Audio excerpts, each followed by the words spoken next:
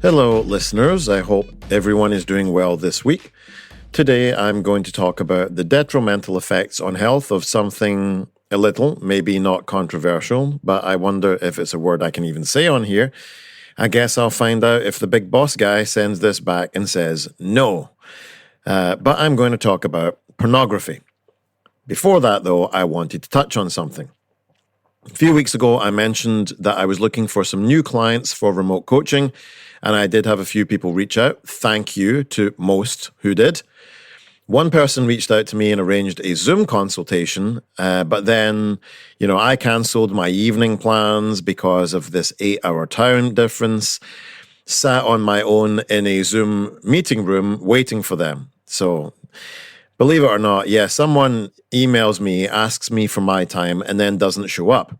I then got busy, couldn't reach out to them for a week, 10 days, something like that. But instead of being confrontational about it, offered them another call. They said no, because it won't work, because they need better communication from someone. And I said, I agree. It probably won't work because I also have a preference for having clients that don't leave me sitting on my own in a Zoom call that they asked for. And I got an interesting email back saying that I'm passive-aggressive and sarcastic. Apparently, that's a red flag. But I also have to disagree. I don't think that when you tell someone directly that something they did is wrong is being passive-aggressive. It's literally the opposite. And it's also not sarcasm. You don't get to waste someone's time, then gaslight them that they are wrong for mentioning it. What a crazy time we live in, that there are so many people out there that have main character syndrome. So anyway, if there's anyone out there that still has some kind of deep yearning for coaching and would like a non-passive aggressive coach and that isn't too camera shy to actually come on a Zoom call, then let me know. Anyway, back to pornography. This episode was really inspired by some research I was doing. No, not the kind of research you're thinking. It was on ethical banking, which is also not rhyming slang for those of you that are familiar with that. I came across a company which was called Ethical Capital Partners. And I thought, ooh, okay, they sound like they would only do ethical investing. Wonder what they own. And it turns out that they own at least 13 of the world's largest pornography websites under an umbrella company that has been involved in multiple lawsuits from hosting everything from non-consensual content, like kind of revenge porn, all the way to child sex trafficking. Honestly, it blows my mind that a company that's involved in such sordid and immoral practices can still be allowed to call itself Ethical Capital Partners. This got me to contemplating on the moral problems of the porn industry, but also thinking how I can not get fired from hosting this podcast and somehow turn that into an episode about the effects of porn on your health. So, here we go.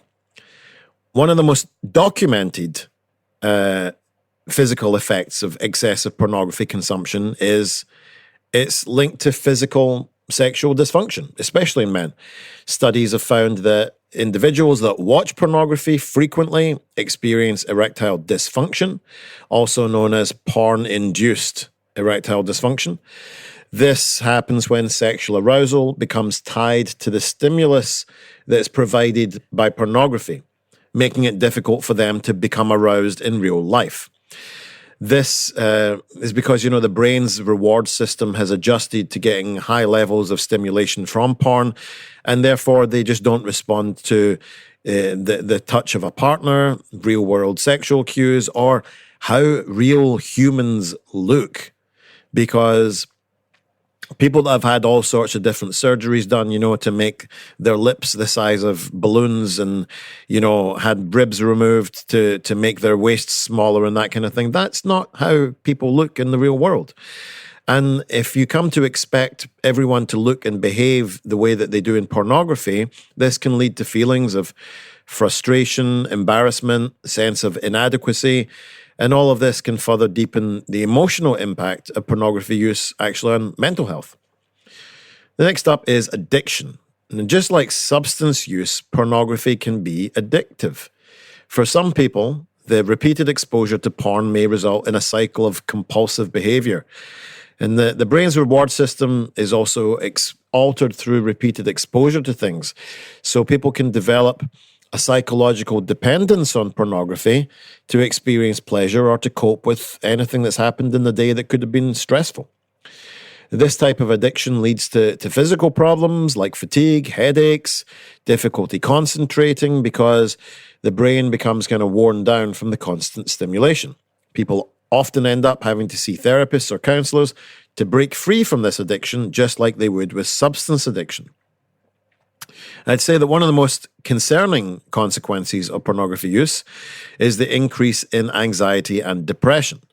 Studies have shown that those who use pornography experience feelings of shame, guilt, or confusion, which can lead to an overwhelming sense of anxiety. This comes from a variety of things, including feeling disconnected from reality, objectifying people in real life, or struggling with a perceived loss of control over, their own behavior. The shame associated with using pornography often manifests as negative self-talk, eroding people's self-esteem and fostering feelings of worthlessness.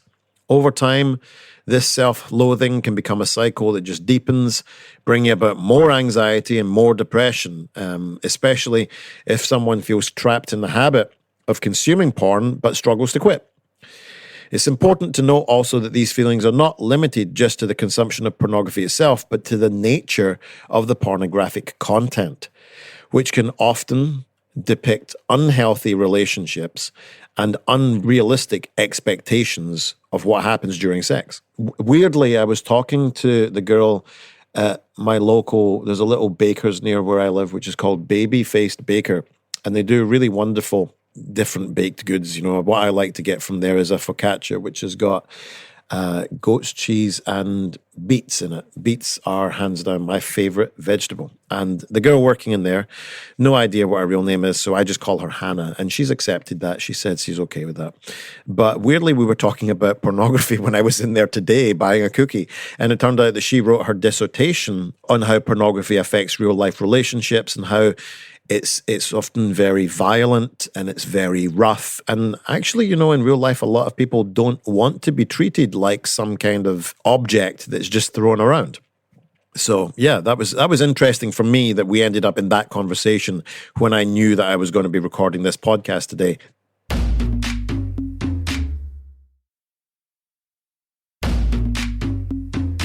The next thing is that I'm always thinking about things in a philosophical way, and that is that reality might not be real, right? Or at least we have no sense of what is objective because we only interact with the world using our senses, so therefore everything can only ever be subjective.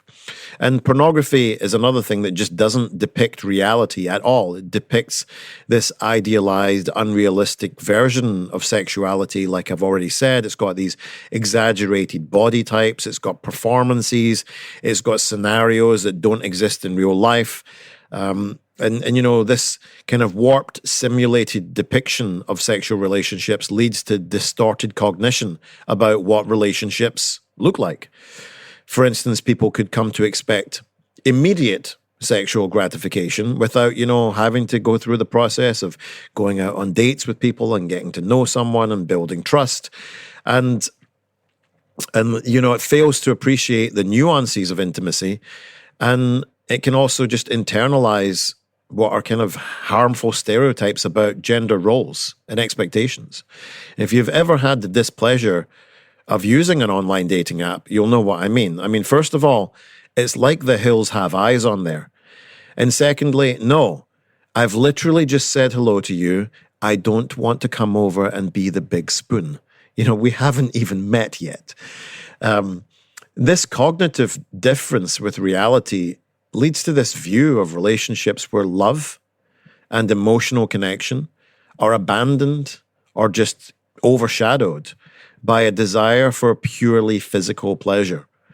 And over time, people will struggle to form genuine, lasting emotional bonds with others, feeling as though real life sex and relationships aren't as fulfilling as those portrayed in porn. And if you look at the episode which I did, I don't even know if I did an episode on that. I definitely did an episode where I talked a little bit about the Nicomachean Ethics, which is a series of books by Aristotle. But I think it's book 8 of the Nicomachean Ethics. Aristotle talks about friendships, and he defines 3 different types of friendships. And friendship doesn't have to mean, like a platonic friendship. It could be a relationship. And you've got friendships of utility, friendships of pleasure, and friendships of true virtue. And I'd say that those friendships or relationships of true virtue are what we should be seeking. But, we end up where we have this scenario where things like pornography are showing us only friendships of pleasure.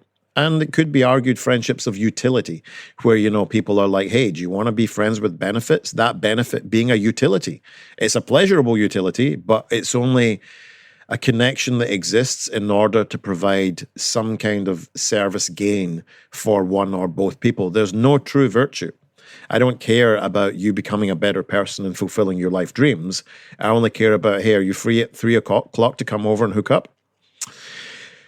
I have literally gone completely off the script here. Apologies to my boss, because this sometimes happens, You ask me to write a script, I send it over, you approve it, I get it back, I'm supposed to be reading it out, and that just doesn't happen. I just go off. And that's what's happened here. So welcome to The Kevin Show.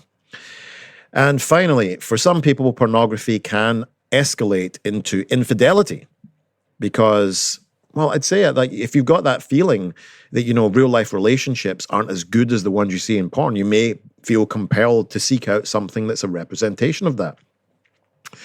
But also, this, it can affect your relationships because it could be seen by your partner as being a form of cheating. There's relationships where one person might end up using pornography excessively and it starts doing it in secret, and then their partner might feel betrayed or deceived by this. Even if there's no physical infidelity, it could be perceived as being infidelity because you're taking sexual gratification from looking at and objectifying another person. And it could just lead to, to your partner feeling unattractive and feeling that they don't measure up to that sensationalized view of how physical people look, which, again, they don't in pornography. These feelings of betrayal and inferiority can lead to absolutely serious, irretrievable relationship breakdowns, divorce, separation. Emotional damage from that could take a long time to heal from and leave lasting scars on both people involved. Even when both partners are aware of and accept pornography use in a relationship, it can still create tension and dissatisfaction, leading to communication breakdowns or a diminished sense of closeness. If any of that sounds familiar to you, then just like I would with any form of addiction, to any listeners, I would encourage you to look into useful ways to resolving the issue, such as therapy. As usual, if you've got any questions, just want to say hi, email me at getfitguy@quickanddirtytips.com. I'm a lot friendlier than it would appear from my podcasts, I can assure you.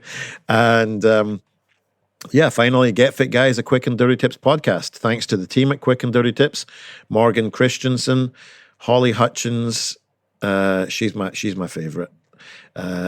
Director of podcasts, Brandon Getchis, and he's the one that approves my scripts that I don't actually ever follow. And Davina Tomlin. All right, I'm your host, Kevin. Again, you can voicemail me, 510-353-3104, or you can send an email again, getfitguy@quickanddirtytips.com. Visit quickanddirtytips.com, or check out the show notes in your podcast app. Have a good week.